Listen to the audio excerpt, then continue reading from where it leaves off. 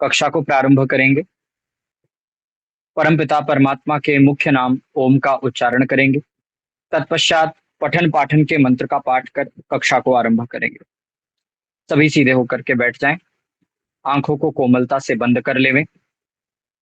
ऐसा भाव बनाएं कि परमपिता परमात्मा हमें निरंतर देख सुन जान रहे हैं और परमपिता परमात्मा हमारी रक्षा करने के लिए सर्वव्यापक होते हुए प्रतिक्षण हमारी रक्षा करने के लिए तैयार हैं। इस समय हमारे अंदर हैं, हमारे बाहर हैं, संसार के कण कण में हैं। हम चारों ओर से उसी परमपिता परमात्मा के सानिध्य को प्राप्त कर पा रहे हैं।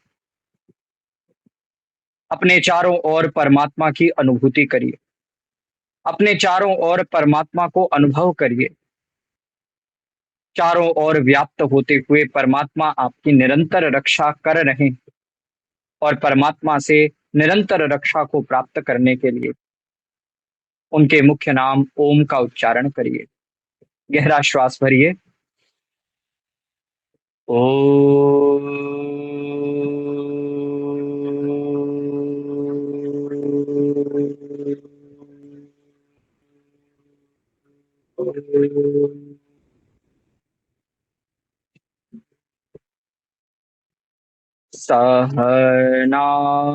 सहनावतु सहनौ भुनक्तु सह वीर्यं करवावहै तेजस्विनावधीतमस्तु मा विद्विषावहै।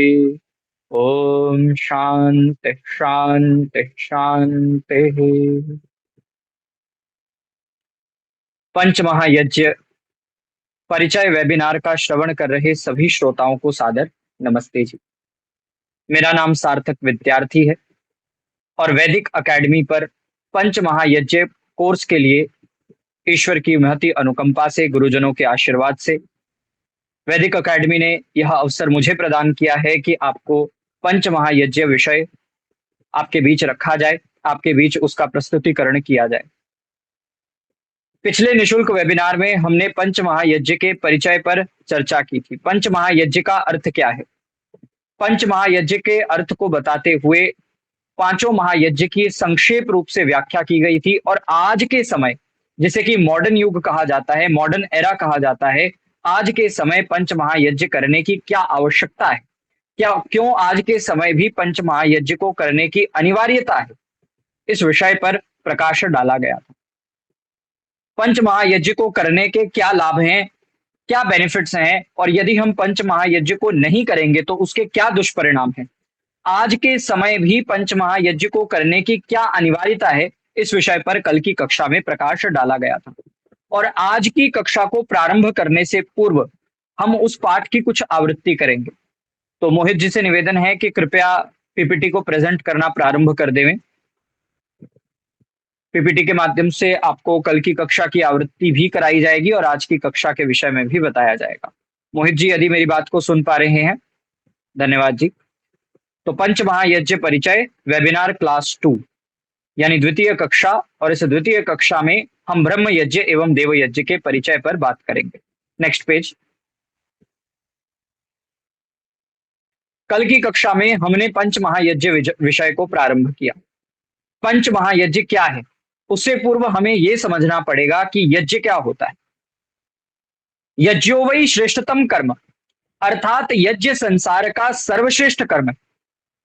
यदि हम शास्त्र की परिभाषा पर विचार करेंगे तो सर्वश्रेष्ठ कर्मों को, जो श्रेष्ठतम कार्य किए जाते हैं, जिन कार्यों को करने के पीछे की भावना, उन कार्यों को करने के बाद मिलने वाला जो फल है वो अतिश्रेष्ठ होता है, ऐसे क्रियाओं को, ऐसे कार्यों को शास्त्र यज्ञ के अंतर्गत रखते हैं। अगर आप देखें तो भगवत गीता में श्री कृष्ण ने निष्काम कर्मों को करना ये यज्ञ बताया है, अर्थात जितने भी श्रेष्ठ कर्म हैं वो यज्ञ के अंतर्गत आ जाते। अगर हम यज्ञ शब्द की परिभाषा को थोड़ा सा व्यापक न रखते हुए थोड़ा एक पक्ष पर विचार करें तो यज्ञ शब्द यज धातु से उत्पन्न होता है। देव पूजा संगतिकरण दानेशु, यह यज धातु का अर्थ धातु पाठ में बताया गया है। अर्थात यज्ञ शब्द के मुख्यतः तीन अर्थ बताए गए हैं: देव पूजा, संगतिकरण और दान। देव पूजा का अर्थ है जड़ और चेतन दोनों देवों की पूजा करना। देव का अर्थ है देने वाला। इस संसार में जीवन यापन करने के लिए हमें बहुत से अन्य लोगों का आश्रय प्राप्त करना पड़ता है। हम अकेले इस संसार में नहीं जी सकते। क्या आप में से कोई ऐसा है जो यह सोचता हो कि हम तो अकेले ही इस संसार में जीवन यापन करने में समर्थ हैं? कोई भी नहीं। सभी को पता है कि मनुष्य एक सामाजिक प्राणी है और सामाजिक प्राणी होने के कारण मनुष्य को अपना कार्य करने के लिए समाज के सहयोग की आवश्यकता पड़ती है। समाज के अन्य जितने प्राणी हैं उनका सहयोग व्यक्ति को लेना पड़ता है, तभी जाकर के वह अपने कार्यों को करने में समर्थ हो सकता है। मनुष्य अपना कार्य करने के लिए केवल जड़ पदार्थों का प्रयोग नहीं करता, अपितु चेतन पदार्थों का, चेतन लोगों का भी उपयोग करता है। उदाहरण स्वरूप यदि हम बात करें विद्या अध्ययन की, तो मनुष्य स्वयं से विद्या अध्ययन नहीं कर सकता। उसे एक योग्य शिक्षक के पास जाना पड़ता है, योग्य अध्यापक के पास जाना पड़ता है, और योग्य अध्यापक एवं शिक्षक के सानिध्य में वह विद्या ग्रहण करता है। यानी जो विद्या देने वाला है वह उसके लिए देव है। मनुष्य स्वयं से बचपन में अपना पालन पोषण नहीं कर सकता, माता पिता उसे पालन पोषण देते हैं। यानी माता पिता उसे देने वाले हैं, सब प्रकार के साधन संसाधन और पालन पोषण देने वाला जो पिता है, देने वाली जो माता है, वो भी देव कहलाते हैं। सूर्य हमें प्रकाश देता है, अग्नि हमें उष्णता देती है, जल हमें शीतलता देती है। ये सब क्या है? ये सब भी देव के अंतर्गत आते हैं। अब चेतन देवों की पूजा कैसे की जा सकती है, इतना तो समझ आ जाता है कि अगर हम चेतन देवों का सत्कार करें, उनकी शुश्रूषा करें, उनकी सेवा करें, उनके लिए जितने भी आवश्यक साधन संसाधन हैं वो उन्हें उपलब्ध करा कर दें, तो उनकी पूजा, उनकी अर्चना की जा सकती है। आप अपने माता पिता की सेवा कर सकते हैं, माता पिता के चरण दबा सकते हैं, माता पिता का अभिवादन कर सकते हैं। माता पिता को जिन जिन पदार्थ की आवश्यकता है, जैसे बचपन में माता पिता ने आपका पालन किया, आपको सब पदार्थ उपलब्ध कराए, सभी साधन संसाधन उपलब्ध कराए, आप इतने समर्थ हैं कि आप अपने माता पिता का पालन पोषण युवावस्था में आकर के जब आप कमाने लग जाएं तब कर सकें, तब आप उनकी आवश्यकताओं को पूरित कर सकें। इतना सामर्थ्य आपके भीतर है। तो ऐसे आप माता पिता, आचार्य आदि चेतन देवों की पूजा कर सकते हैं, लेकिन जड़ देवों की पूजा ऐसे संभव नहीं। जड़ देवों की पूजा करना ऐसा संभव नहीं है। जड़ देवों को, जड़ का अर्थ होता है जो चेतना से रहित है, जो ज्ञान से रहित है। अब जिसमें ज्ञान ही नहीं है, ना तो वह आज्ञा दे सकता है, ना अपने कार्य पूरे करवा सकता है, ना उसे किसी साधन संसाधन की आवश्यकता है। इसीलिए जड़ की पूजा, उसकी सेवा सत्कार, शुश्रूषा, आज्ञा पालन आदि से नहीं हो सकता। तो जड़ देवों की पूजा कैसे हो सकती है? जड़ देवों को मेंटेन करके जड़ देवों की पूजा मानी गई। और मेंटेनेंस कैसे की जाती है? आज हम ब्रह्म यज्ञ और देव यज्ञ, उसमें से जो दूसरा देव यज्ञ है उसकी चर्चा करते हुए इस विषय को समझेंगे कि कैसे हम जड़ देवों को मेंटेन कर सकते हैं। अगर संक्षेप से कहा जाए तो अग्निर्वै देवानां मुखम, अर्थात अग्नि के मुख में जो भी पदार्थ हम आहूत करते हैं वो सब जड़ पदार्थों को प्राप्त होते हैं, और सब जड़ पदार्थों की, सब जड़ देवों की शुद्धि तब होती है जब हम अग्नि में किसी पदार्थ को आहूत करते हैं। जब हम यज्ञाग्नि में हव्य को आहूत करते हैं उस समय सब जड़ देवों की पूजा हो जाती है, सब जड़ देवों का मेंटेनेंस हो जाता है। दूसरी बात हमने की संगतिकरण, अर्थात विद्वानों का संग प्राप्त करना। जब तक मनुष्य विद्वानों का सानिध्य प्राप्त नहीं करेगा, अच्छे लोगों का संग नहीं करेगा, विद्वानों के संग के अभाव में मनुष्य उत्तरोत्तर उन्नति नहीं कर सकता। दो ग्रंथ पढ़ करके व्यक्ति अभिमानी हो जाता है कि मैं तो बड़ा ज्ञानी हूं, मुझसे बड़ा ज्ञानी से संसार में कोई नहीं है, और उस अभिमान के चक्कर में वह गुरुओं के, शिक्षकों के, अध्यापकों के सानिध्य को प्राप्त नहीं करता, विविध विद्वानों के सानिध्य को प्राप्त नहीं करता। जब व्यक्ति स्वयं को विद्वान मानना आरंभ कर देता है तो उसका दूसरे विद्वानों के प्रति जो झुकाव है वो समाप्त हो जाता है। इसीलिए विद्या पढ़ करके जिसने ये कह दिया कि मैं तो बड़ा ज्ञानी हूं, मैं तो बड़ा विद्वान हूं, उसने वास्तव में कुछ भी नहीं पढ़ा। और जिसने विद्या को पढ़ करके ये स्वीकार कर लिया कि मैं तो कुछ नहीं जानता, जितना सांसारिक ज्ञान है, जितना आध्यात्मिक ज्ञान है, उसका 1% भी मुझे प्राप्त नहीं है, जिसने इस बात को स्वीकार कर लिया और आगे विद्या प्राप्ति के लिए जो पुरुषार्थ करता रहता है, अध्ययन और अध्यापन में अपना समय लगाता रहता है, वही मनुष्य अपना कल्याण कर पाता है। क्या श्री राम के पास कम ज्ञान था? क्या श्री कृष्ण के पास कम ज्ञान था? आप स्वयं विचार करिए। श्री राम और श्री कृष्ण, मर्यादा पुरुषोत्तम श्री रामचंद्र त्रेता युग के महाविद्वान थे और योगेश्वर श्री कृष्णचंद्र द्वापर युग के महान विद्वान थे। वेद विद्या में दोनों ही ऐतिहासिक पात्रों को परांगत बताया गया है। अगर आप बात करें श्री कृष्ण की तो सभा पर्व में श्लोक आता है, वेद वेदांग विज्ञानम बलम चाभ्यादिकम यथा निर्णाम लोके ही कौन्यो अस्ति विशिष्टः केशवाद्रते। अर्थात श्री कृष्ण को जितना वेद का ज्ञान था उतना द्वापर युग में और किसी को प्राप्त नहीं था। ऐसे ही आप श्री राम के गुणों को पढ़ेंगे तो श्री राम भी अपने समय पर वेदों के प्रकांड विद्वान रहे। वेदों की संपूर्ण विद्या से युक्त होने के बावजूद भी, वेद आदि शास्त्र का प्रकांड विद्वान होने के बाद भी श्री राम और श्री कृष्ण निरंतर विद्वानों का सानिध्य प्राप्त करते रहते थे। छांदोग्य उपनिषद में वर्णन आता है कि देवकी नंदन श्री कृष्णचंद्र घोर अंगिरस ऋषि के पास आध्यात्मिक विद्या को ग्रहण करने के लिए जाते हैं। हालांकि उनकी विद्या पूरी हो चुकी, हालांकि उनका सब पूरा हो चुका है, उनका वेद अध्ययन, विद्या को प्राप्त करना यहां तक पूर्ण हो चुका है, लेकिन फिर भी आध्यात्मिक शिक्षा को प्राप्त करने के लिए, अपनी बुद्धि को विस्तृत करने के लिए मनुष्य कभी रुकता नहीं। ऐसे ही आप श्री राम के जीवन में देखेंगे तो अनेक ऋषियों का सानिध्य उन्हें वनवास के दौरान और राजपाट के दौरान, उससे पहले युवावस्था में भी प्राप्त होता रहा। तो जब हमारे ऐतिहासिक महापुरुष संगतिकरण कर सकते हैं तो हमें क्या दोष है, हम क्यों नहीं कर सकते? तीसरी बात कही दान। दान के विषय में कल बड़ी विस्तार पूर्वक चर्चा की गई थी कि केवल धन को देना दान नहीं, आपने धन के द्वारा सहयोग कर दिया, ये दान नहीं। आप यदि विद्वान हैं, विद्या से युक्त हैं, तो विद्या के द्वारा समाज का आप लाभ कर सकते हैं, विद्या के द्वारा समाज में अपना सहयोग प्रदान कर सकते हैं, ये विद्या का दान है। अगर आप बलवान हैं तो बल के माध्यम से आप इस संसार में कमजोर लोगों की, धार्मिक लोगों की रक्षा कर सकते हैं। जो ऐसे हैं जिनके पास बल का अभाव है लेकिन वो किस पक्ष में है, वो धर्म के पक्ष में है, ऐसे लोगों की आप बल के द्वारा रक्षा कर सकते हैं। अगर आपके पास धन की प्रचुर मात्रा है तो धन के द्वारा आप समाज का धार्मिक क्षेत्र में सहयोग कर सकते हैं।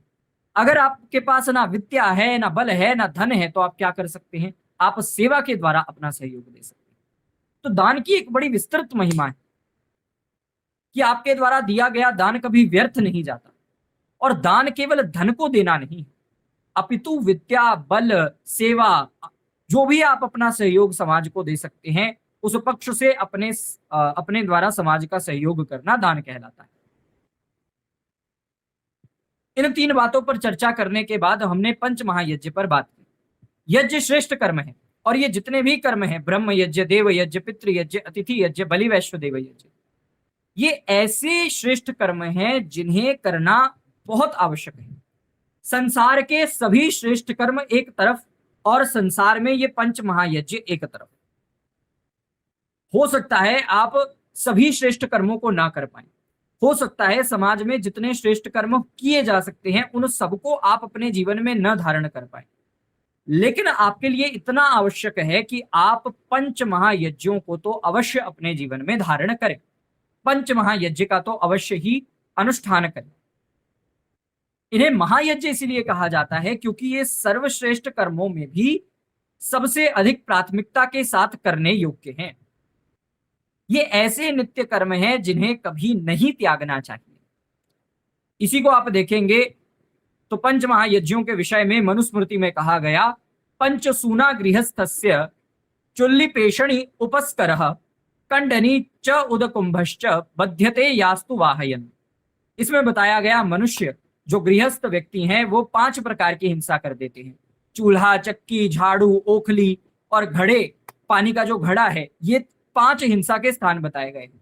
सामान्य सी बात है, जब आप झाड़ू लगाते हैं, चूल्हा चक्की करते हैं, तो उसमें छोटे छोटे जो प्राणी होते हैं, उन छोटे छोटे प्राणियों का वध हो जाता है। हम नॉन इंटेंशनली उनको हानि पहुंचा बैठते हैं। फिर कहा, तासाम क्रमेण सर्वासाम निष्कृत्यर्थम महर्षि भी पंचक्लुप्ता महायज्ञ प्रत्यहम गृहमेधिनाम। अर्थात जो हमारे द्वारा छोटे छोटे जड़ प्राणियों की हिंसा हो जाती है, हमारे द्वारा जो कीड़े मकोड़ों की और जितने भी प्राणियों की ये चूल्हा चक्की झाड़ू आदि करते समय हमसे हिंसा हो जाती है, उनके दोषों की निवृत्ति के लिए, परिशोधन के लिए गृहस्थ लोगों को ऋषियों ने किसका विधान किया है? पंच महायज्ञ करने का विधान किया है, उसके इफेक्ट को न्यूट्रलाइज करने के लिए। जैसे अगर कोई टॉक्सिक सब्सटेंस वायु में रिलीज हो जाए तो उस टॉक्सिक सब्सटेंस को न्यूट्रलाइज किया जा सकता है। उसी प्रकार आपके द्वारा जो हिंसा की गई है उसके न्यूट्रलाइजेशन के लिए ऋषियों ने पंच महायज्ञ का विधान अपने शास्त्रों में किया है। मोहित जी कृपया अगले पृष्ठ की ओर जाए। इसी बारे में आगे कहा गया पंच महायज्ञों के नाम और पंच महायज्ञों का सामान्य परिचय इस श्लोक में दिया गया। ये मनुस्मृति के 3 अध्याय का 17वां श्लोक है। कहा, अध्यापनम ब्रह्म यज्ञ पितृयज्ञस्तु तर्पणम होमो दैवो बलिर्भौतो नृयज्ञो अतिथि पूजनम। अर्थात वेद शास्त्रों का पढ़ना, पढ़ाना, संध्या उपासना करना, ये ब्रह्म यज्ञ कहलाता है। आप स्वाध्याय करें और संध्या उपासना के द्वारा ईश्वर का ध्यान करें, यह ब्रह्म यज्ञ के अंतर्गत आएगा और आज इसकी विस्तार पूर्वक व्याख्या करेंगे हम। दूसरा कहा गया, माता पिता की सेवा करना, तर्पणम पितृयज्ञ, अर्थात माता पिता की सेवा करना, उनकी शुश्रूषा करना, यह पितृयज्ञ कहलाता है। जैसे बचपन में माता पिता ने हमारा पालन पोषण किया, जो भी साधन संसाधन हमें चाहिए थे वो हम सबको उपलब्ध कराए, ऐसे ही हमारा कर्तव्य बनता है कि जब हम धन कमाने के लिए सुयोग्य हो चुके हैं, अपनी माता पिता की सेवा शुश्रूषा करने में सुयोग्य हो चुके हैं, तो धन आदि के द्वारा माता पिता का पोषण करें। माता पिता को जो भी साधन संसाधन चाहिए, जो भी उनकी आवश्यकताएं हैं, उन आवश्यकताओं को पूरित करें। तो माता पिता की सेवा करना, उनकी शुश्रूषा करना और भोजन आदि जितने भी पदार्थ हैं उनसे उन्हें तृप्त करना, यह पितृयज्ञ के अंतर्गत आता है। फिर कहा, होमः दैवः, अर्थात प्रातः सायं हवन करना देवयज्ञ कहलाता है।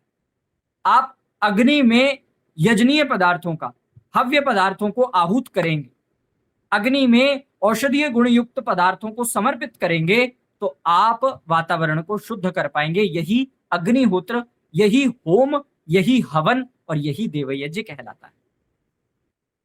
फिर बलि वैश्व देव यज्ञ का मतलब कीड़े मकोड़ों, पक्षियों, कुत्तों, अश्वों, इन सब पशु पक्षियों को और ऐसे व्यक्ति जो अपना पालन नहीं कर सकते, उन लोगों को भोजन का भाग समर्पित करना, अपने भोजन में से उनके लिए एक भाग निकाल करके रखना, बलि वैश्व देव यज्ञ कहलाता है। और पांचवी बात कही, अतिथि पूजनम, अर्थात जो वेद विद्या का प्रचार करने वाले विद्वान हैं, उन अतिथियों के निवास की, उन अतिथियों के भोजन की, उन अतिथियों को जो पदार्थ चाहिए उन सब पदार्थों की उपलब्धि कराना, यह अतिथि यज्ञ कहलाता है। अगले पृष्ठ पर जाएं मोहित जी।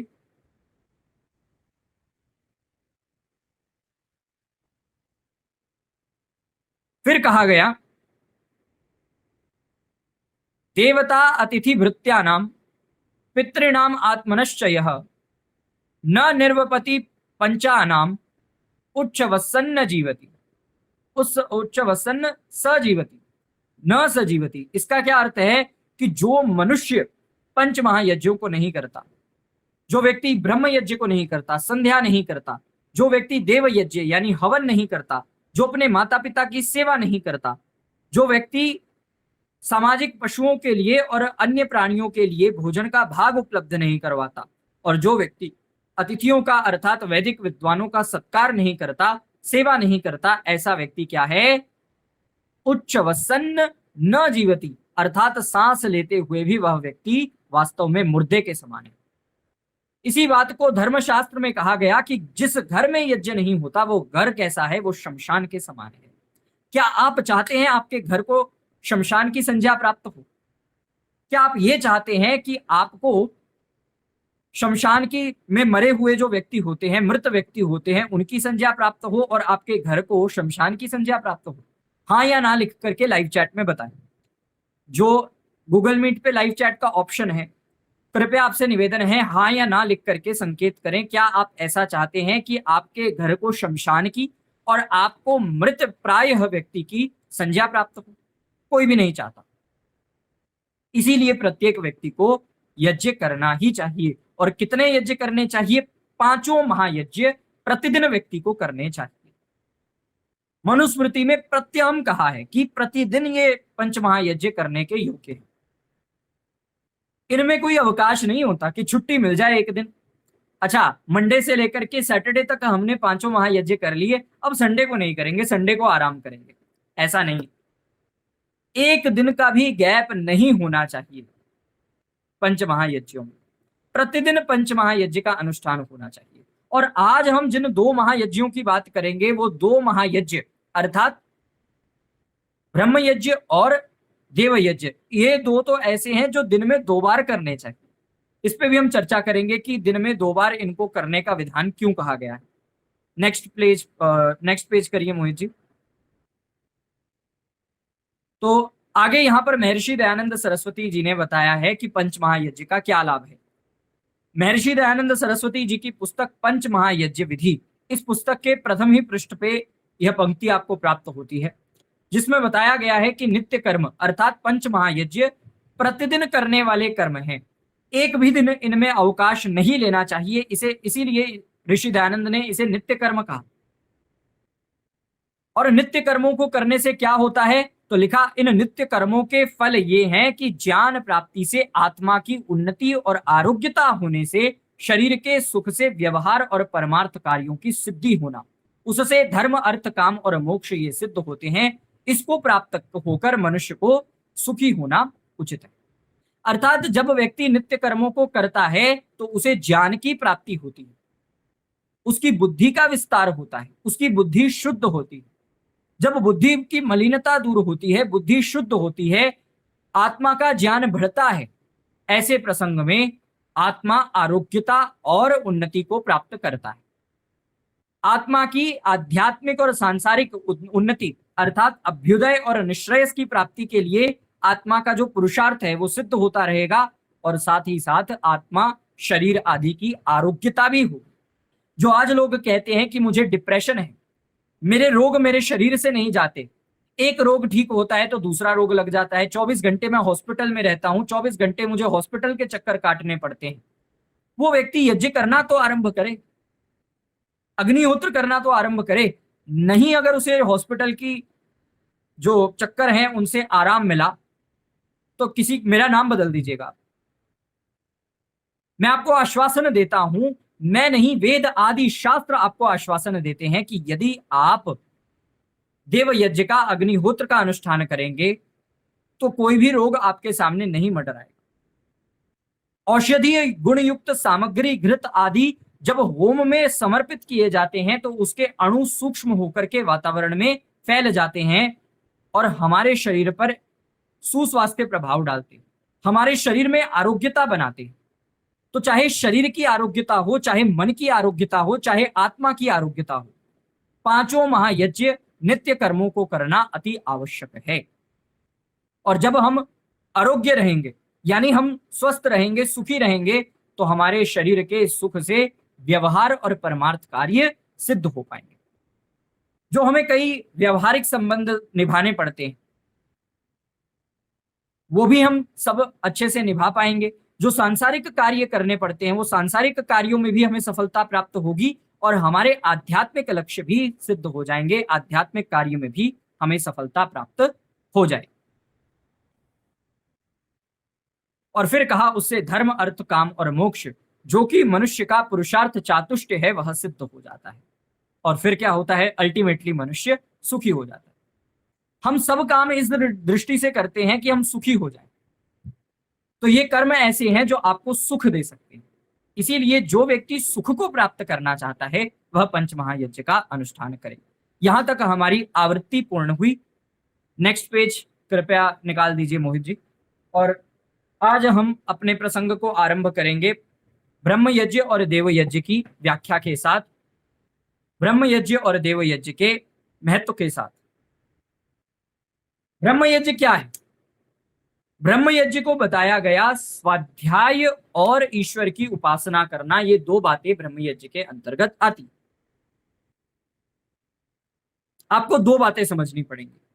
ब्रह्म यज्ञ, ब्रह्म का अर्थ होता है श्रेष्ठ, ब्रह्म का अर्थ होता है बड़ा, ब्रह्म का अर्थ होता है वेद, ब्रह्म का अर्थ होता है ईश्वर, ब्रह्म का अर्थ होता है बढ़ा। तो इन चीजों को आप समझिए। वेद का अध्ययन करना, यज्ञ का अर्थ आप अध्ययन ले सकते हैं। तो ब्रह्म यानी वेद का, यज्ञ अध्ययन करना, वेदाध्ययन, स्वाध्याय क्या कहलाता है? ब्रह्म यज्ञ कहलाता है। ब्रह्म यानी ईश्वर, यज्ञ यानी उपासना, ब्रह्म की यानी ईश्वर की उपासना करना, संध्या उपासना करना, ये यज्ञ कहलाता है, ब्रह्म यज्ञ कहलाता है। ब्रह्मचर्य पालन पूर्वक वेदों का स्वाध्याय करते हुए निरंतर ईश्वर प्रणिधान की भावना से युक्त रहना, उपासना काल में उपासना करना, व्यवहारिक काल में अपने व्यवहार को शुद्ध करना, यम नियमों का पालन करना, योग का अनुष्ठान करना, ये सब ब्रह्म यज्ञ के अंतर्गत आता है। तो संक्षेप से यदि कहें तो संध्या उपासना करना, मेडिटेशन करना, ईश्वर का ध्यान करना और वेद आदि आर्ष ग्रंथों का, वैदिक ग्रंथों का स्वाध्याय करना, ये दो बातें ब्रह्म यज्ञ के अंतर्गत आती हैं। आप मनुस्मृति का यह श्लोक देखेंगे तो इस श्लोक में कहा गया है, स्वाध्यायाये नित्य युक्तः स्याद देवै च एवह कर्मणि दैव कर्मणि युक्तो ही विभर्ति दम चराचरम।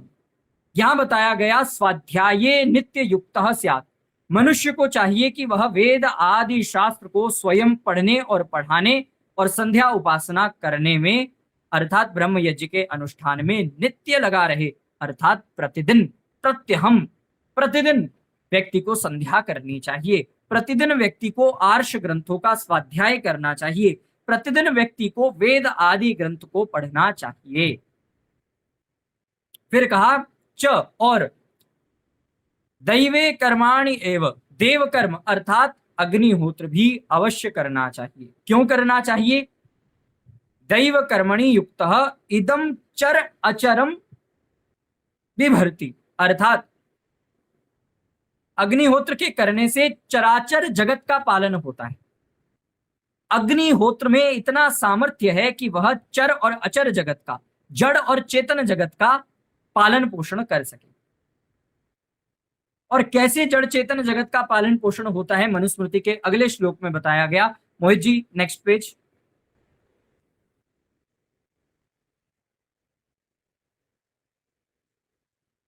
मोहित जी, क्या आप मेरी बात को सुन पा रहे हैं? हाँ जी, धन्यवाद। तो इस श्लोक में बताया गया कि कैसे जो अग्निहोत्र है वो जड़ चेतन दोनों प्रकार के जो पदार्थ हैं उनको, उनका पालन पोषण करता है। तो कहा अग्नौ प्रस्ताहुति सम्यक आदित्यम उपतिष्ठते आदित्या जायते वृष्टिर वृष्टे अन्नम तथा ततः प्रजा। क्या कहा गया? कहा गया कि अग्नि में जो आहूत किया जाता है, अग्नौ सम्यक प्रस्ताहुति, या अर्थात अग्नि में विधि पूर्वक डाली गई जो घृत आदि सामग्री है, हम घी डालते हैं और औषधीय युक्त सामग्री डालते हैं, जब हम ऐसे औषधीय युक्त पदार्थ अग्नि में समर्पित करते हैं, विधि पूर्वक अग्निहोत्र को करते हैं, तो क्या होता है, जो आहुति हमने दी है, जो औषधीय युक्त सामग्री की हमने आहुति दी, घी की आहुति दी, वो आहुति कहां तक जाती है, कहा आदित्यम उपतिष्ठते, अर्थात सूर्य को प्राप्त होती है। सूर्य की किरणों से वातावरण में मिलकर के अपना प्रभाव डालती है। यानी जो हम अग्निहोत्र यहां से कर रहे हैं, ग्राउंड लेवल पर बैठ करके जो हम हवन करेंगे, अग्निहोत्र करेंगे, उसमें से जो फ्यूम्स निकलेंगी, उसमें से जो गैसियस स्टेट के पदार्थ निकलेंगे, उस गैसीय स्टेट में भी बहुत अच्छे औषधीय युक्त पदार्थ होंगे। वो क्या करेंगे, वो जो अच्छी वायु है, सुगंधित वायु है, स्वास्थ्यवर्धक वायु है, वो कहां प्राप्त होगी, आदित्य तक जाएगी, सूर्य तक जाएगी, और सूर्य के प्रकाश से मिलकर के अपना प्रभाव संसार में व्यक्त करेगी। और फिर क्या होगा, फिर एसिड रेन जैसी समस्याएं नहीं होंगी, वाटर साइकिल डिस्टर्ब नहीं होगा। कहा आदित्यात जायते वृष्टि।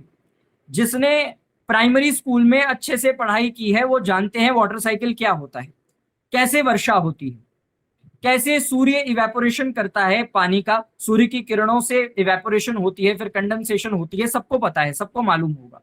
तो वाटर साइकिल के द्वारा क्या होता है, आदित्यात जायते वृष्टि।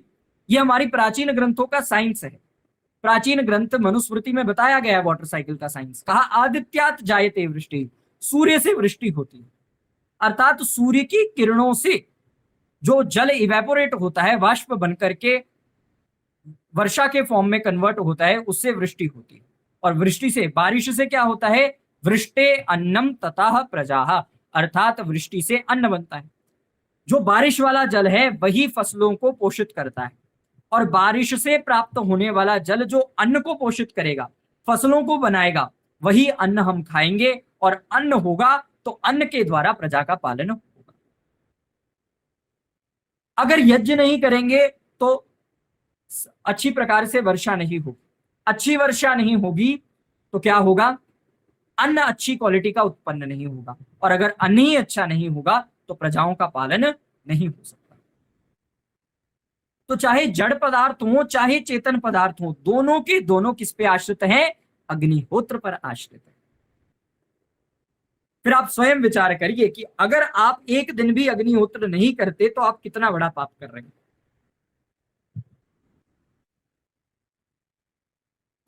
यदि आप एक दिन भी अग्निहोत्र को करने में अरुचि दिखाते हैं, एक दिन भी यदि आप अग्निहोत्र करने से प्रमाद करते हैं, आप अग्निहोत्र नहीं करते, तो आप इतना अधिक नुकसान कर रहे हैं वातावरण का, स्वयं का भी नुकसान करेंगे, वातावरण का भी नुकसान करेंगे। Next page Mohit ji.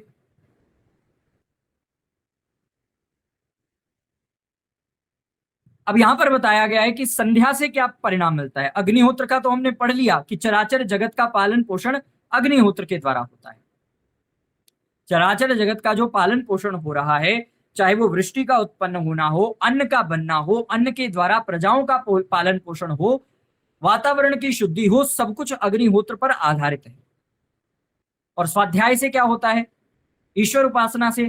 फिर कहा सर्वान परित्यजेत अर्थान स्वाध्यायस्य विरोधिनः यथा तथा अध्यापयस्तु सा यास्य कृतकृत्यता। इस श्लोक में बताया गया कि स्वाध्यायस्य विरोधिनः, अर्थात वेद शास्त्रों के अध्ययन और ईश्वर उपासना के विरोधी बाधक, सर्वान अर्थान परित्यजेत, सब कामों को, सब व्यवहारों को छोड़ देना चाहिए।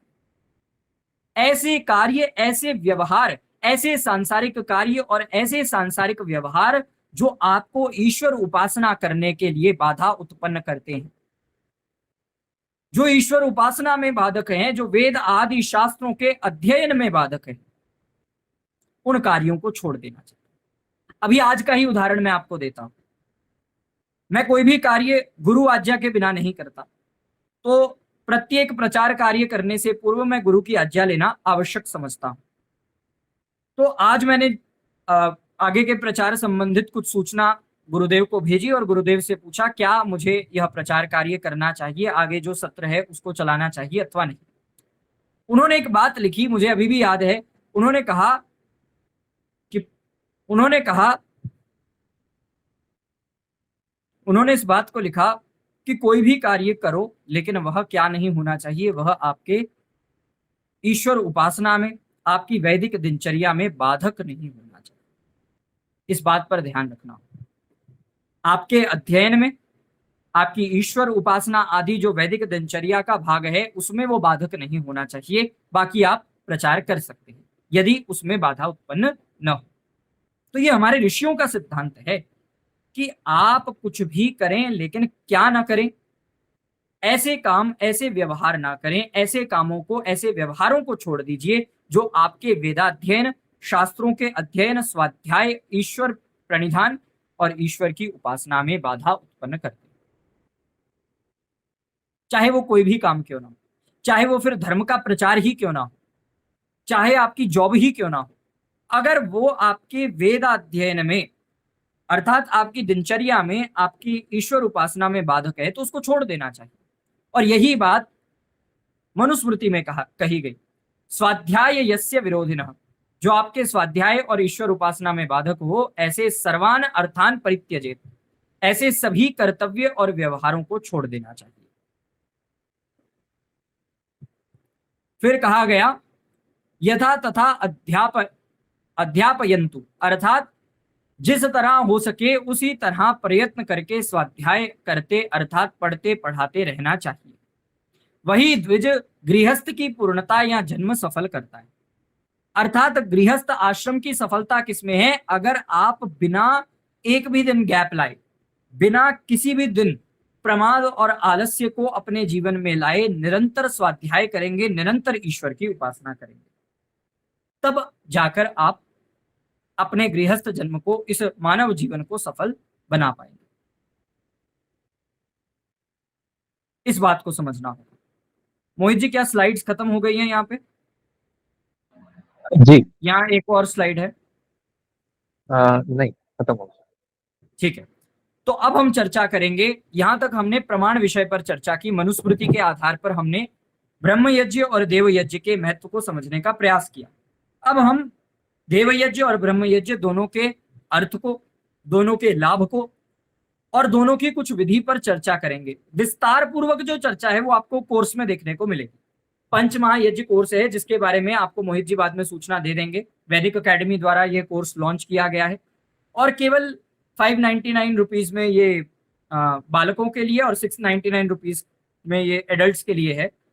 और इसमें संपूर्ण पंच महायज्ञ विधि बताई जाएगी, आद्योपांत, आरंभ से लेकर के अंत तक पूरी पंच महायज्ञ की विधि आपको विस्तार पूर्वक बताई जाएगी। मंत्रों की व्याख्या, उन विधि के पीछे के रहस्य, ध्यानात्मक अभ्यास आदि से युक्त वह कोर्स रहेगा। तो सबसे पहले हम चर्चा करते हैं संध्या। मैंने आपको बताया ब्रह्म यज्ञ में दो चीजें मुख्यतः आ रही हैं। कौन कौन सी? कौन बताएगा मुझे? हैंड रेज करिए अभी। मैं देखना चाहता हूं कितने लोगों ने जागरूक होकर के वेबिनार को सुना है। मेरा प्रश्न है, हैंड रेज कीजिए जिन्हें उत्तर आता है। ब्रह्म यज्ञ में दो कौन सी बातें मैंने बताई जो ब्रह्म यज्ञ के अंतर्गत आती है? मोहित जी, मुझे यहाँ पर हैंड रेज आदि नहीं दिख रहा, तो जिनका भी हैंड रेज है उन्हें आप कह सकते हैं। जी आचार्य जी, मैं बोलूं जी? जी राजेश जी, आप बताइए। नमस्ते आचार्य जी। एक तो ईश्वर की उपासना करना और वेद आदि ग्रंथों का स्वाध्याय करना। हाँ, ईश्वर की उपासना और वेद आदि ग्रंथों का अध्ययन, ये किस में आता है? ब्रह्म यज्ञ में आता है। आप अपना माइक म्यूट कर सकते हैं, धन्यवाद जी। तो इन दो बातों को समझिए। स्वाध्याय के विषय में अभी आपने ये श्लोक पढ़ा जो आपको स्क्रीन पर दिखाई दे रहा है। दूसरी बात क्या है? संध्या उपासना। इस संध्या उपासना को ही हम पंचमहायज्ञ विधि ऑनलाइन कोर्स में विस्तार पूर्वक पढ़ाएंगे। इसके प्रत्येक मंत्र पर चर्चा करेंगे। ईश्वर का ध्यान करने के लिए संध्या का उपदेश किया गया है। व्यक्ति को संध्या करनी चाहिए, ईश्वर का ध्यान करना चाहिए, ईश्वर की उपासना करनी चाहिए। संध्या की परिभाषा क्या है? यह पंचमहायज्ञ विधि में ऋषि दयानंद सरस्वती जी ने बताई। पंचमहायज्ञ विधि पुस्तक में ऋषि दयानंद सरस्वती जी संध्या की परिभाषा लिखते हैं। संध्या की परिभाषा लिखते हुए ऋषि दयानंद कहते हैं, संध्यायन्ती संध्यायते वा परब्रह्म यस्याम सा संध्या। अर्थात जिसके द्वारा ध्यान किया जाए, भली भांति, कैसा? भली भांति ध्यान किया जाए, अच्छी प्रकार से ध्यान किया जाए। और किसका ध्यान किया जाए? कहा परमेश्वर का ध्यान किया जाए। यस्य परब्रह्म, क्या कहा था? संध्यायन्ती संध्यायन्ती संध्यायते वा परब्रह्म यस्याम सा संध्या। अच्छे से, कृपया माइक को म्यूट करें। अच्छे से किसका ध्यान करना है? अच्छे से परमेश्वर का, परब्रह्म का ध्यान करना है। तो जिसमें परमेश्वर का ठीक प्रकार से भलीभांति ध्यान किया जाए, वह क्या है? वह संध्या है। दिन और रात्रि का जो संयोग है, उस संधि काल को संध्या कहा जाता है।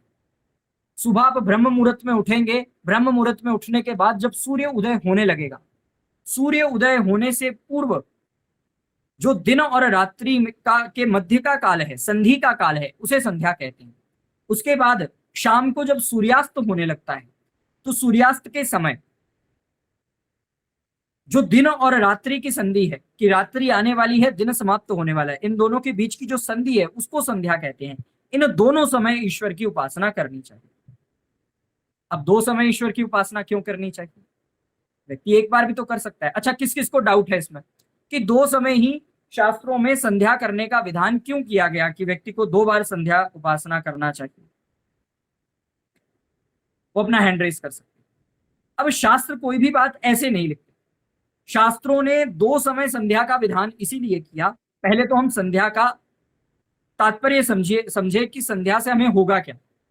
संध्या में इतना सामर्थ्य है कि आपकी विषय वासनाओं का नाश कर सके। और जब आप ऑनलाइन कोर्स में हमारे साथ जुड़ेंगे, ऑनलाइन कोर्स के माध्यम से आप संपूर्ण संध्या को सीखेंगे, तो आपको लास्ट तक जाते जाते पता लग जाएगा कि कैसे संध्या विषय वासनाओं को समाप्त कर सकते हैं। मैं कहता हूं आपको दूसरी तीसरी कक्षा में ही जब अघमर्षण मंत्र की व्याख्या चल रही होगी, तभी आपको समझ में आ जाएगा संध्या आपको पाप मुक्त कर सकती है।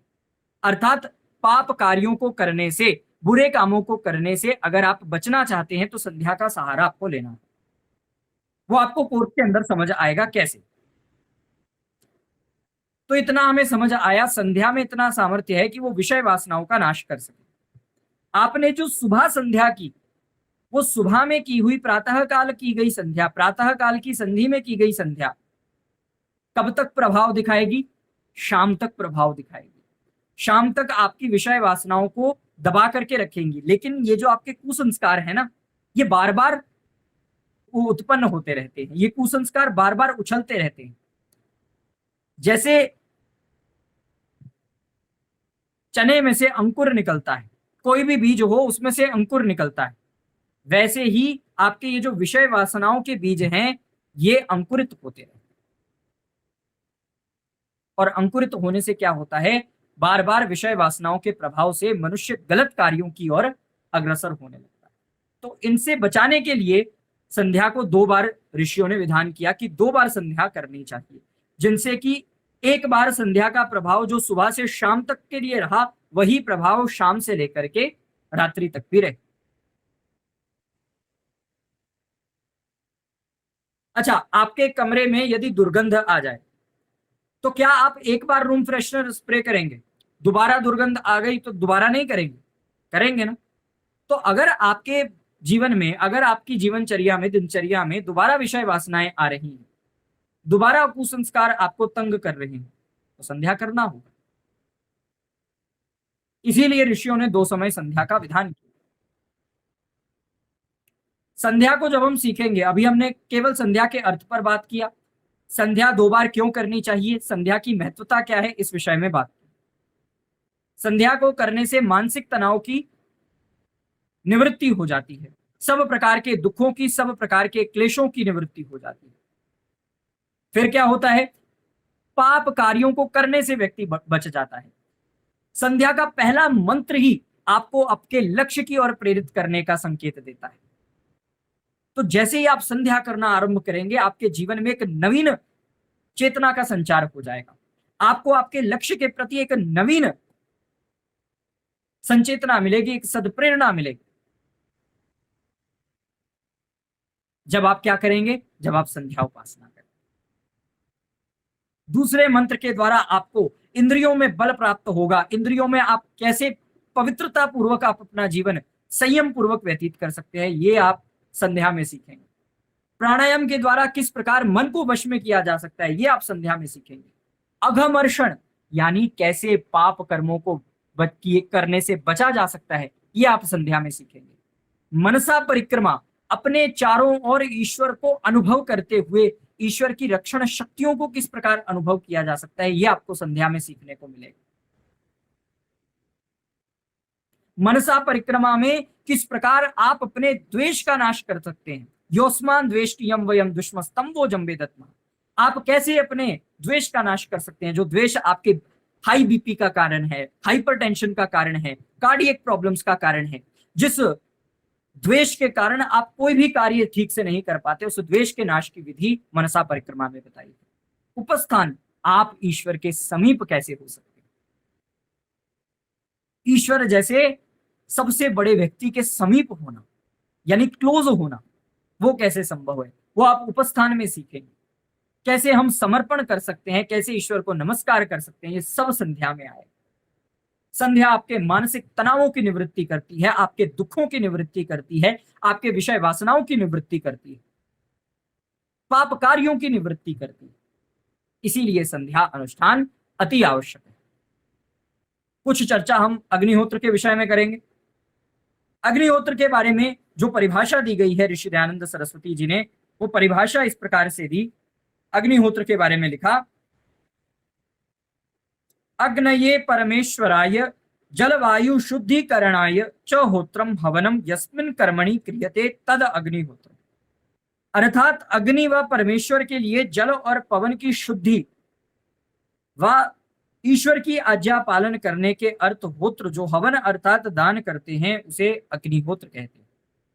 अर्थात परमात्मा के आज्ञा पालन करने के लिए जो परमात्मा ने वेद में आज्ञा दी है, उसकी आज्ञा का पालन करते हुए अग्नि में जो हम औषधीय युक्त सामग्री और घृत आदि आहूत करते हैं, उसके द्वारा वातावरण की शुद्धि करते हैं, वायु और जल की शुद्धि करते हैं, वो अग्निहोत्र कहलाता है। और अग्निहोत्र का समय क्या बताया गया है? सूर्योदय के पश्चात और सूर्यास्त से पूर्व। जब सुबह सूर्य उदय हो जाए उसके बाद आप अग्निहोत्र हवन करें, और शाम को सूर्य अस्त हो जाने से पहले पहले अग्निहोत्र करें। सत्यार्थ प्रकाश के तीसरे समोल्लास में ऋषि दयानंद ने ऐसा लिखा है। और मिलकर के दंपत्ति को अग्निहोत्र करना चाहिए। और यदि आप ब्रह्मचारी हैं तब भी आपके लिए अग्निहोत्र करना बहुत आवश्यक है। ऋषि दयानंद सरस्वती जी ने अग्निहोत्र के कुछ लाभ बताए हैं, उन लाभ को एक बार आप समझे। ऋषि दयानंद सरस्वती जी ने सत्यार्थ प्रकाश के चतुर्थ समोल्लास में लिखा, अग्नि से वायु वृष्टि जल की शुद्धि होकर वृद्धि द्वारा संसार को सुख प्राप्त होना। ऋषि दयानंद के वाक्य समझने में थोड़े से कठिन लग सकते हैं, लेकिन उनकी बात बड़ी गूढ़ है।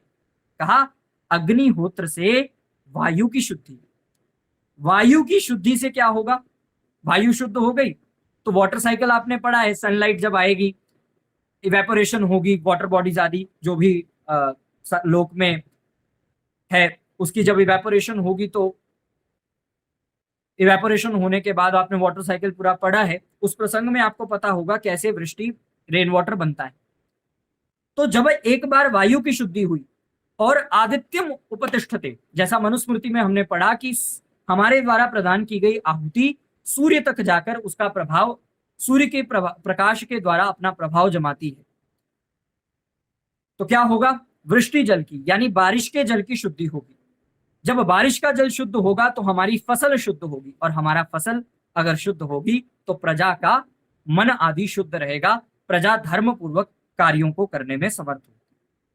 तो अग्निहोत्र से वायु की शुद्धि से आप वृष्टि जल की शुद्धि कर सकते हैं, और वृष्टि जल की शुद्धि होकर वृद्धि द्वारा संसार को सुख प्राप्त होगा। अर्थात संसार के सभी लोग तभी सुखी हो सकते हैं जब हम वायु जल आदि को स्वच्छ रखें, शुद्ध रखें। कहा, अर्थात शुद्ध वायु का श्वासा स्पर्श खानपान से आरोग्य वृद्धि व पराक्रम बढ़ा के धर्म अर्थ काम मोक्ष का अनुष्ठान पूरा होता है, इसीलिए इसको देवयज्ञ कहते हैं।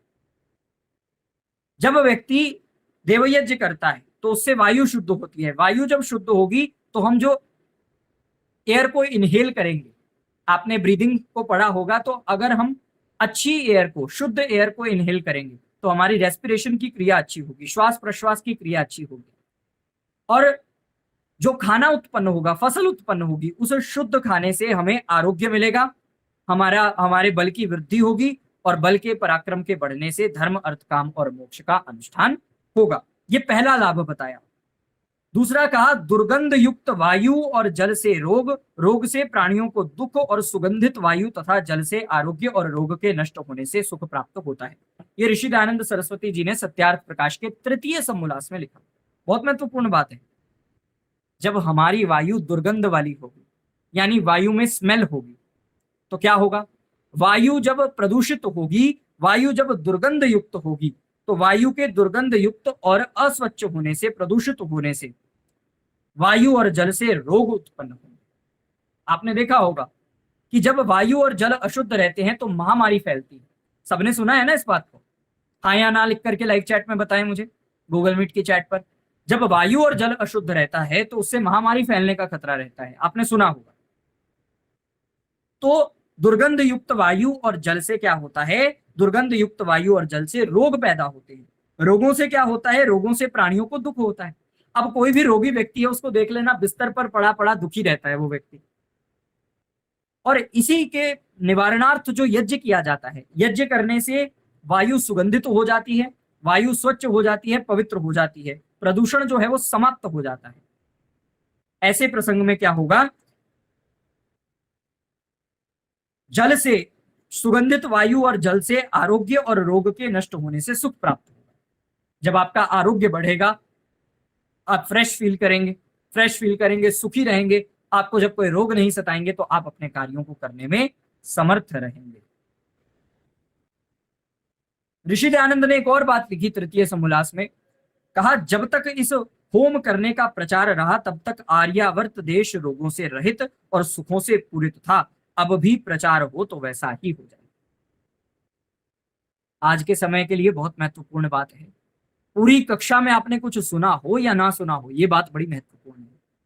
जब तक आर्यावर्त देश में यज्ञ आदि का प्रचार था, घर घर में यज्ञ हुआ करते थे, विशाल यज्ञ हुआ करते थे, महायज्ञों का अनुष्ठान हुआ करता था, तब तब आर्यावर्त सदा सुखी रहा है, आर्यावर्त रोग से रहित रहा। आर्यावर्त में रोगों का संक्रमण नहीं रहता था, आर्यावर्त में ये डिप्रेशन जैसी चीजें नहीं होती थी। आज डिप्रेशन है, आज बहुत अधिक फैलने वाली बीमारियां हैं, व्यक्ति प्रतिदिन बीमार रहता है, हॉस्पिटल के चक्कर काटने पड़ते हैं। ये सब कुछ क्यों हो रहा है? क्योंकि आज आर्यावर्त में, भारत देश में यज्ञ का उस स्तर का प्रचार नहीं है। और अगर पुनः यज्ञ का प्रचार हो जाए, पुनः घर घर में यज्ञ होना आरंभ हो जाए, तो सार्थक की नहीं, ऋषि दयानंद की नहीं, प्राचीन ऋषियों की नहीं, ये वेदों की गारंटी है। इस बात को ध्यान रखना, ये वेदों की गारंटी है कि आप, यानी पूरा संसार, यह देश कभी दुखी नहीं रहेगा, रोगों से संक्रमित नहीं रहेगा। इस बात को ध्यान में रखिएगा। बहुत से लाभ हैं अग्निहोत्र के, और हम प्रतिदिन प्रदूषण कर रहे हैं। हम में से कौन है जो मोटरसाइकिल ना चलाता हो? सब चलाते हैं। हम में से कौन है जो पसीना ना छोड़ता हो, मल मूत्र का त्याग ना करता हो और उससे वातावरण को दुर्गंधित ना करता हो? ये तो सभी करते हैं, ये तो योगी संत महात्मा भी करते हैं, है ना? तो बहुत आवश्यक है कि आप अग्निहोत्र के द्वारा जो आपने वातावरण को दुर्गंधित किया है, जो आपने वातावरण को दूषित किया है, उसे क्या करें? उसका आप निवृत्ति करें, उसका आप परिशोधन करें। शेष चर्चा आपको डिटेल्ड लाइव कोर्स में प्राप्त होगी। 5-6 दिन आपको संध्या के बारे में बताया जाएगा, 5-6 दिन आपको अग्निहोत्र के बारे में बताया जाएगा। बड़े ही विस्तार पूर्वक अग्निहोत्र के मंत्रों की, देवयज्ञ के मंत्रों की, और सभी पांचों महायज्ञों की व्याख्या की जाएगी। उनके मंत्रों का अर्थ बताया जाएगा, उनकी विधि का रहस्य बताया जाएगा, जहां जहां ध्यान की आवश्यकता है वहां वहां वो भी बताया जाएगा। तो आज की कक्षा के लिए बस इतना ही। आपको विस्तार पूर्वक 1 घंटे की कक्षा में बहुत सी बातें बताई गई, उनका पालन करें, आपसे यही निवेदन है। आगे मैं मोहित जी या चंद्रदेव आर्य जी से निवेदन करूंगा कि वे अपने आगे के कार्यक्रम को बढ़ाएं, और जो कोर्स की डिटेल है वो यहाँ पर प्रदान कर दीजिए। चंद्र तिवारी जी, यदि आप उपस्थित है तो आप ही के यहाँ पर अनाउंस कर सकते हैं, कोर्स के बारे में विस्तृत इंफॉर्मेशन दे सकते हैं। धन्यवाद। जी, सभी उपस्थित आगंतुकों को बहुत नमस्ते। आप लोगों का बहुत स्वागत है इस कक्षा में। आज की कक्षा बहुत ही सारगर्भित रही और बहुत ही अच्छा लगा हमें सार्थक जी से यह सुनना समझना कि इस संध्या और इसका महत्व क्या है और इसका कैसे प्रभाव हमारे दैनिक जीवन पर पड़ता है। तो ये बहुत ही अच्छा रहा आज का।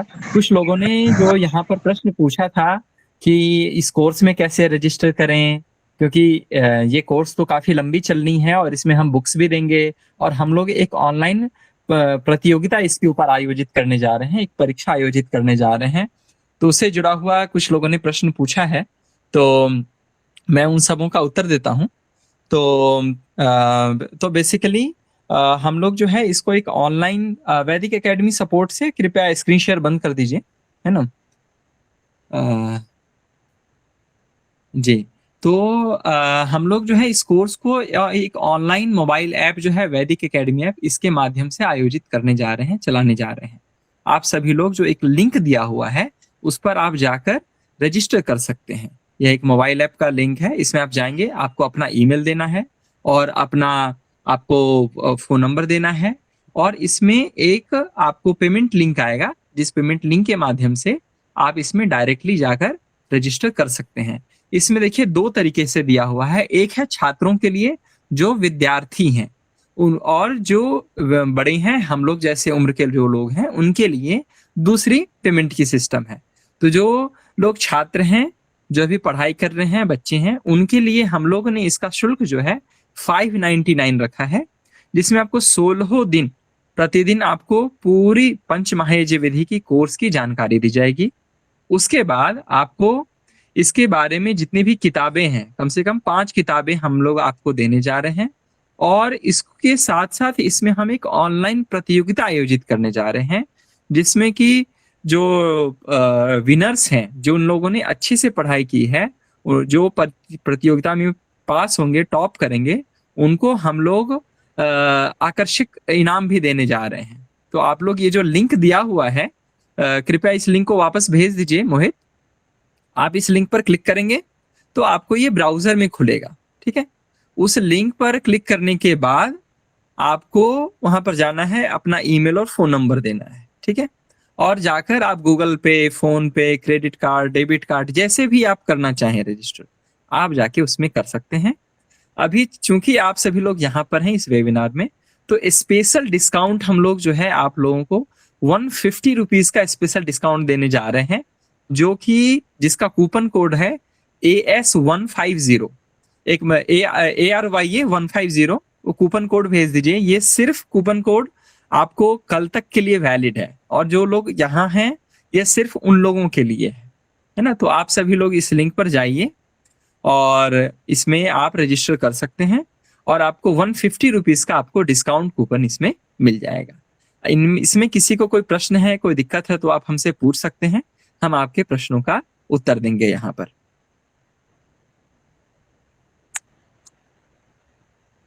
तो मैं चैट देख रहा हूँ, इसमें एक प्रश्न है कि बुक के बारे में है। हाँ जी, उसके बुक भी जो है इस ऐप के अंदर ही मिलेगा। जो आप इसमें रजिस्टर करेंगे तो हम आपको मोबाइल ऐप भेजेंगे जिसमें आप रजिस्टर कर सकते हैं और मोबाइल ऐप के माध्यम से ही सारी कोर्सेस होंगी, सबों की रिकॉर्डिंग भी मिलेगी। यस, जो भी कोर्सेस हैं सबकी रिकॉर्डिंग मिलेगी। उस रिकॉर्डिंग को आप अभी और भविष्य में हमेशा पढ़ सकते हैं, इसमें कहीं कोई दिक्कत नहीं है। तो ठीक है, और कोई प्रश्न है? ठीक है, एक और प्रश्न मैं देख रहा हूँ। अच्छा, ऐसा है कि मैं स्क्रीन शेयर करके आपको बताता हूँ, आप मुझे 1 मिनट दीजिए, मैं स्क्रीन शेयर करके बताता हूँ आपको।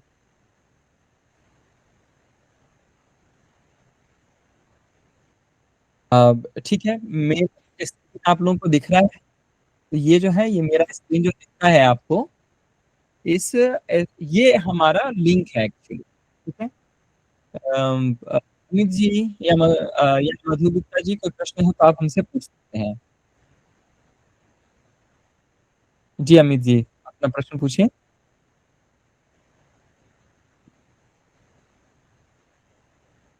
ठीक है, आप अपना बाद में फिर आप इस लिंक पर जाना है और यहाँ पर वैसे डिस्काउंट है, लेकिन आप चाहें तो यहाँ पर इसमें विदुर नीति की कोर्स जो है भविष्य में होने वाली है, इसकी जानकारी हम लोग इस कोर्स के बाद में देंगे आपको, है ना? तो आपको यहाँ पर नहीं, वो जाना है, पूछ रहे हैं ना, स्टूडेंट है तो स्टूडेंट चंद्रदेव में, जी वो पूछ और रहे अगर हैं आप कि विदुर एडल्ट हैं नीति तो का एडल्ट जो में जाकर आपको, जैसे आप एडल्ट में हैं तो आप यहाँ पे एडल्ट पे जाइए और इसमें आपको क्लिक करना है रजिस्टर फॉर चंद्रदेव जी 790। क्या आप मुझे सुन पा रहे हैं? आपने यहाँ पे रजिस्टर कर लिया तो आपको देखिए यहाँ पे 100 रुपये डिस्काउंट बाय डिफॉल्ट मिलता है ना? तो आप यहाँ पे अभी 699 रजिस्टर, आप चाहें तो ये डिस्काउंट कूपन जो हम आपको दूसरा दे रहे हैं वो है ARYA 15, आप ये लगाएंगे आपको 150 रुपीज का डिस्काउंट मिल जाएगा। आपको क्लिक करना है प्रोसीड और आप यहाँ पे जाकर ये QR कोड आएगा, इस QR कोड पर आप डायरेक्टली अपने गूगल पे, फोन पे से पेमेंट कर सकते हैं और आपको कोर्स की एक्सेस डायरेक्टली मिल जाएगी।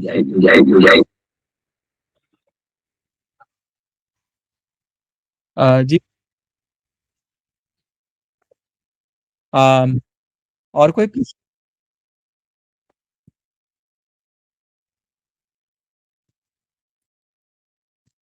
हेलो, और किन्हीं का कोई प्रश्न है? हाँ चंद्रदेव जी, आवाज आ रही है आपको? हाँ हाँ, आवाज आ रही है, जी जी। हाँ, सार्थक जी कुछ कह रहे थे अभी, ओ शायद आप अच्छा, नहीं सुन पाए। नहीं हाँ मैं नहीं सुन पाया, जी जी। जी जी। सार्थक जी।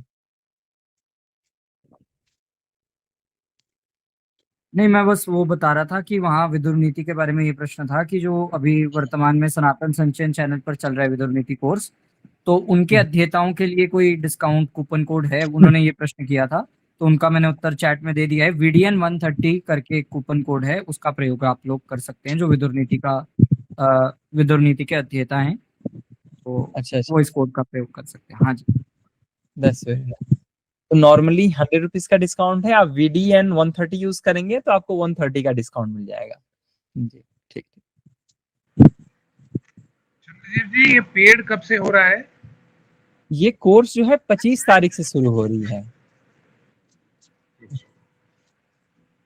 ना? क्या ये समय कोर्स क्या रहेगा? ये यही 8 से 9 बजे के बीच होगा। सारी क्लासेस मान लीजिए आप मिस भी करते हैं तो आपको आपको सारी क्लासेस की रिकॉर्डिंग मिल जाएगी, कोई भी क्लास मिस हुआ रिकॉर्डिंग मिल जाएगी, है ना? और जिस भी कितने PPT से कितने दिन पढ़ाया का जा रहा कोर्स है, है? जी जी, कितने कितने समय का कोर्स है ये? ये 16 दिन का कोर्स है, 16 दिन का कोर्स है, 16 डेज, है ना? तो आप इसमें जैसे 3 लिखे वैदिक संध्या, एक अलग ध्यान, संपूर्ण वैदिक संध्या, दैनिक अग्निहोत्र और पंचमहायज्ञ, हाँ जी हाँ जी, ये संपूर्ण 3 तरह पूरा के कोर्स कोर्स हैं आपको, सबका। देखिए मैं आपको वापस स्क्रीन शेयर करके दिखाता हूँ। तो हम्म, ये जो हमने प्लान किया है आप इसमें देखेंगे, आपको जी मेरा स्क्रीन दिख रहा है, इसमें पांचों जो है ना, पांचों यज्ञ की जानकारी दी जाएगी। संध्या, अग्निहोत्र, पितृ यज्ञ, बलि वैश्य देवी और अतिथि यज्ञ। जो सामान्यतया लोग ध्यान नहीं देते हैं बलि वैश्य देवी यज्ञ पे और अतिथि यज्ञ पे या पितृ यज्ञ पे। पितृ यज्ञ नाम तो सुनते हैं और लोग पितृ पक्ष में जाके गंगा पर में जल चढ़ा देते हैं, कुछ और चीजें करते हैं, लेकिन जो असली जो वैदिक स्वरूप है पितृ यज्ञ का वो किसी को नहीं पता है, बहुत कम लोगों को पता है। तो वो हम आपको यहाँ पर बताने जा रहे हैं। और आप यहाँ पे सिलेबस देखेंगे, 16 दिन की जो कक्षा है, आपके प्रश्न का उत्तर यह है कि संध्या से शुरू होगा, फिर इंद्रिय स्पर्श में हम डिटेल में जाएंगे, अघमर्षण मंत्र, मतलब एक पूरे पूरे दिन हम सिर्फ एक मंत्र का जो एक भाग है उसके बारे में बात करेंगे, तो बहुत डिटेल्ड में ये कोर्स होगा। ये है संध्या। उसका देखिए दिव्यज्ञ है, तो इसकी भूमिका है ईश्वर स्तुति, प्रार्थना, उपासना के ऊपर ही हमने 3 दिन दिया है ना? तो ये बहुत सोच समझ के हमने एक प्रोग्राम बनाया है कि किस विषय पर कितना समय दें और किस चीज का कितना महत्व है। जैसे संविधा दान है, तो वैसे तो सिर्फ 3 मंत्र हैं, लेकिन उसका महत्व बहुत अधिक है ना? सिर्फ 3 संविधाएं हैं, उसका क्या महत्व है, कैसे दें, संविधा कैसी हो, इसकी सारी जानकारी आपको पूरे 1 दिन में दी जाएगी, है ना? उसके बाद पंचकृता होती है। फिर देखिए बलि वैश्य देवी यज्ञ के ऊपर पूरा 1 दिन हम दे रहे हैं कि हम क्यों बलि वैश्य देवी यज्ञ करें, है ना? हम आसपास के जो जीव जंतु जानवर जो पशु पक्षी हैं उनको हम क्यों अन्न दें, अनाज दें, तो उसके बारे में पूरा दिन है। तो हम ये पूरा कोर्स इस तरीके से बनाए हैं कि आपको पूरी जानकारी मिलेगी। और जो बच्चे हैं देखिए उनके लिए हमने बहुत ही कम फी रखा है। आप अगर 599 है, इसमें आप 130 का डिस्काउंट लगा लेंगे तो देखिए ये हार्डली हम लोग 500 रुपीज भी नहीं आपसे चार्ज कर रहे हैं, है ना। तो ये जो है पूरी चीज आपको हम ऑनलाइन देंगे और मोबाइल ऐप में देंगे, आप कहीं भी हैं पढ़ सकते हैं। और रिकॉर्डिंग मिल जाएगा, कोई मिस हो गया हो तो आपको रिकॉर्डिंग सुन सकते हैं, आप हमारी परीक्षा में भाग ले सकते हैं, है ना। और आप लोग जो होंगे, आप लोगों के लिए एक विशेष हम लोग इसमें प्राइज रखे हैं, जो भी लोग इस कोर्स में भाग ले रहे हैं। तो एक बहुत ही अच्छा हमने एक प्रयास पहली बार हमने शुरू किया है और सार्थक जी से हमने अनुरोध किया था कि आप इसमें हमारा मार्गदर्शन कीजिए, तो उन्होंने अपने समय से तो निकाला है, इसलिए तो आप सभी लोग अवश्य जुड़े इस कोर्स से, मुझे लगता है। ये पैसे जी, धन्यवाद जी ठीक है। और कोई प्रश्न है किन्हीं का? पेमेंट अगर किसी को कोई दिक्कत आ रही हो पेमेंट में, तो आप हमारा व्हाट्सएप नंबर है, ठीक है, आप इसमें हमें व्हाट्सएप कीजिए, हम आपको कोई भी प्रॉब्लम होगा तो उसका हम आपको सॉल्यूशन देंगे। मान लीजिए ईमेल नहीं चल रहा है या पेमेंट नहीं हुआ, क्योंकि देखिए पेमेंट होगा तो आपको 100% कोर्स में एक्सेस मिलेगा, ये हमारी गारंटी है ना। और हम तो देखिए बहुत ही सामान्य शुल्क क्योंकि है कि ऐप चले और इसकी परियोजना की वृद्धि हो, विकास हो और धर्म का प्रचार हो, इसलिए कर रहे हैं, है ना। तो आप सबों का इसमें बहुत ही सहयोग आवश्यक है और इसको अन्य लोगों को भी भेजिए, खासकर बच्चों को जरूर जोड़िए, है ना, खासकर जो बच्चे जा रहे हैं, क्योंकि वही हमारी अगली भविष्य की पीढ़ी है। उनको हमने अगर यज्ञ हवन संस्कार के बारे में नहीं बताया तो वो कैसे समझेंगे हिंदू धर्म का जो मूल तत्व है वैदिक धर्म का, वह क्या है, हमारे पंच महायज्ञ है ना, जिसकी अभी व्याख्या सार्थक जी कर रहे थे। तो आप सभी लोग इस लिंक का उपयोग कीजिए और इसमें आप भाग ले सकते हैं। उसके बाद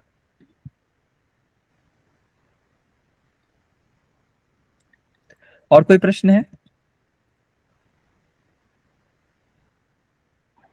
ठीक है, तो आपको अपने व्हाट्सएप नंबर दे दिया है। जी सरस्वती जी बताइए। सरस्वती जी आप अनम्यूट हो जाइए। हाँ जी, मैं कांटेक्ट नंबर ही पूछ रही थी, वो स्क्रीन पे दिखाई नहीं अच्छा दिया। अच्छा, कांटेक्ट नंबर देखिए हमने चैट पे दे दिया है, आप चाहें तो अभी नोट भी कर सकते हैं, बहुत ही सिंपल है, 8877664536, है ना। कोई दिक्कत हो आप हमें व्हाट्सएप कीजिए, है ना। और जो भी लोग इस कोर्स में लेंगे उनके लिए हम लोगों ने स्पेशल प्राइस रखा है आप लोगों के लिए, तो वो अभी हम लोग अभी अनाउंस नहीं करेंगे, है ना। तो एक आप लोग को दिया जाएगा उस समय, तो आप लोग इसमें जरूर भाग लीजिए। Okay, thank you ji. जी जी श्योर श्योर। अच्छा डिस्काउंट कूपन कोई पूछ रहे हैं, देखिए डिस्काउंट कूपन ये है ना, VDN 130 रुपीज का आपको डिस्काउंट मिलेगा इसमें। अच्छा और कोई प्रश्न मैं देख रहा हूँ? और जी अमित कुकरेजा जी, शिवम जी, कोई प्रश्न है आपका? हाँ जी, मैं कह रहा संध्या के लिए भी बता रहे थे आचार्य जी की संध्या 2 समय क्यों करते हैं। अच्छा देखिए, तो अभी आचार्य जी का तो समय पूरा हो गया है, तो बहुत ही सीमित समय के लिए आते हैं हमारे बीच अपने व्यस्त समय से। तो आप ये प्रश्न मुझे नहीं पता है नहीं है, आप ये प्रश्न कल पूछ सकते हैं या फिर जब आप कोर्स से जुड़ जाएंगे तब तो 16 दिन वो आपके साथ है ना, तो आप उसमें भी पूछ सकते हैं। तो क्योंकि इसकी जानकारी मुझे भी नहीं है, मैं भी ये कोर्स करूंगा तो मुझे पता चलेगा, है ना। ठीक है धन्यवाद। आचार्य जी हैं कहाँ से? आचार्य जी भारत में जम्मू कश्मीर राज्य से हैं, है ना। और विशेष चीज आप उनसे कल आप ही पूछ लीजिए, है ना, कि उन्होंने कैसे इतनी कम उम्र में इतना अधिक धर्म संस्कृति और इसकी जानकारी कैसे प्राप्त की, तो अब उनसे पूछे तो अच्छा रहेगा। जी जी धन्यवाद। जी नमस्ते जी। जी नमस्ते, बताइए। वो संध्या 2 टाइम इसीलिए उन्होंने बताई है। हाँ आवाज आ रही है? जी जी जैसे हम सुबह संध्या करते हैं तो उसका असर शाम तक रहता है, वो हमारे बुरे संस्कारों को दबा के रखती है। और जो हम अच्छा शाम को करते हैं उसका सुबह तक असर रहता है। ओके इस तरह ठीक है। उन्होंने बताया। ये तो बहुत अच्छी बात है कि आपने बता दिया, है ना? ये ठीक है, तो चलिए फिर हम लोग इसको फिर इस कॉल को यहीं पे समाप्त